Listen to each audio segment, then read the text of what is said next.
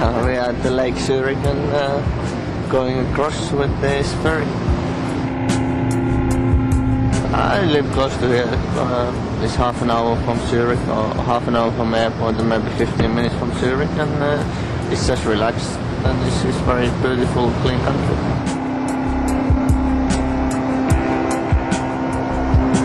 I came in Switzerland when I was with Sauber first time, and then when I moved from Sauber to West McLaren Mercedes, I stayed here because I know the area and it's a good place to live. Many drivers are living in Monaco, and for me this is much better. It's more like in Finland, there's more space, and I think there's more things to do here than is in Monaco.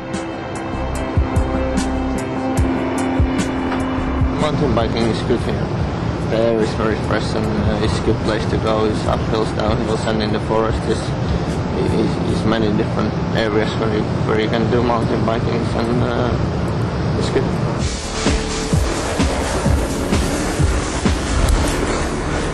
The job of a trainer is actually quite broad. I mean, obviously it involves the physical fitness, cardiovascular work, gym work, stability work, etc. Also, we look after the nutritional side and all the aspects that go with that at races, at tests, and obviously while we're training.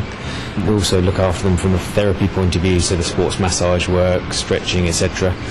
When we come to racing and testing, the role then broadens to mainly looking after them while they're there. So the idea, from my point of view, is to make sure that while I'm working with Kimi, he doesn't have to worry about where his crash helmet's going to be, where his earplugs are, if he's got his favourite gloves. I look after all of that, so that all he has to do is then get into the car and drive.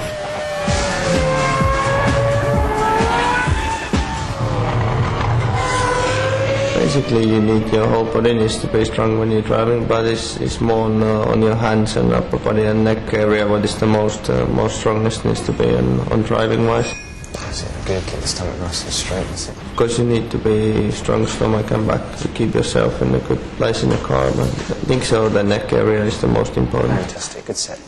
It's difficult to train your neck really on any other ways than driving. That's the best training for it. And we at least some of the testing circuits we go on anti-lock-wise quite a bit, and that's good training for the neck. And actually it's better now when the Brussels is not the third race, I think it's just the last race, and your neck is so strong on the end of the year anyhow that you shouldn't feel too much anymore.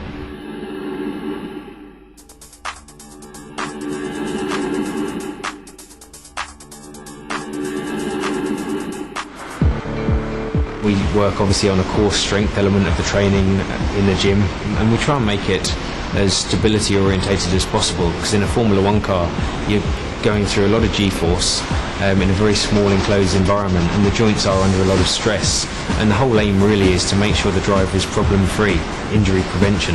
So a lot of the work we do in the gym is on stability balls, whereby we're training muscles that you wouldn't really see, but that are doing a lot of work to stabilise the shoulders, the hips, the spine, the neck, and we try and encompass that into the overall program without the driver really knowing that's exactly what we're doing, but it just adds a fun element into the training. Adding the rotation with a weight really just works the same muscles you're working in the car to a certain degree, but in a stationary point of view.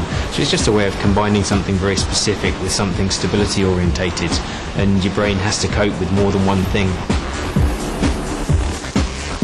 Working with the driver, you can be physically fit, you can be as fit as you can be, but if you're mentally not there, then you're never going to perform well in the car, or in any sport, to be quite honest. The mental side is huge.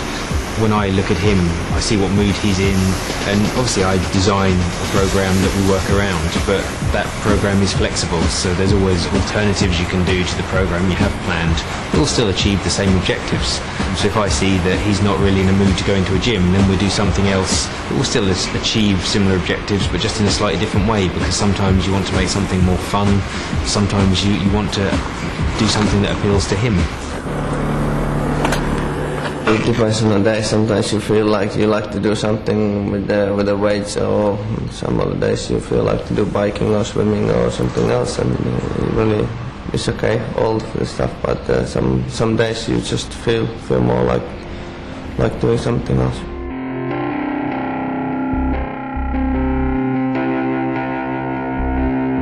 after the test, yeah, massage is good on the next day, and just try to relax really. And if you do something, you should do some light stuff. Working on the body itself, your hands tend to work very much like sonar when you're working on the body, and you pick up what areas are tight, what areas need work, and it's useful to then transfer that into what you're doing into the gym. You can feel where areas need to be worked out more. From a driving point of view, it's quite specific, so most drivers go through the same experience in a car, so generally speaking what you're going to find in the body will be fairly standard. This area obviously works very hard in the Formula 1 car because you've got to keep your neck or head pretty much in the centre of the car, so when you're going around a corner your head wants to go one way and you've got to try and stop it. And under 4G, where your head weighs 4 times as much as it normally would, plus with the weight of the helmet, it's obviously going under quite a lot of stress. So all these muscles after the driving, especially if you've done a lot of laps, tend to get a little bit tight. Just on the top of the shoulder blade here we've got levator scapula, which starts top of the shoulder blade and ends in the top of the head. Again, a muscle that works really hard when the drive's in the car and gets very tight around its attachment, so just try and loosen that off a little bit. Generally speaking, as I said before, you're doing more laps at a test than you would in a race, so there is a lot of work that needs to be done.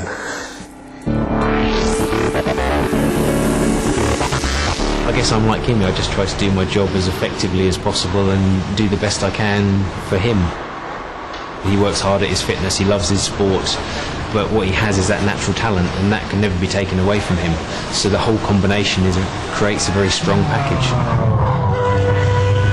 Basically, if you become the F1 driver or any top race driver, you need to do quite a lot of fitness, because it's part of the life now, and you get used to it, and then you just feel better afterwards. And okay, maybe on the time when you're doing something in the gym, it's not the most nicest feeling sometimes, but afterwards it's very nice.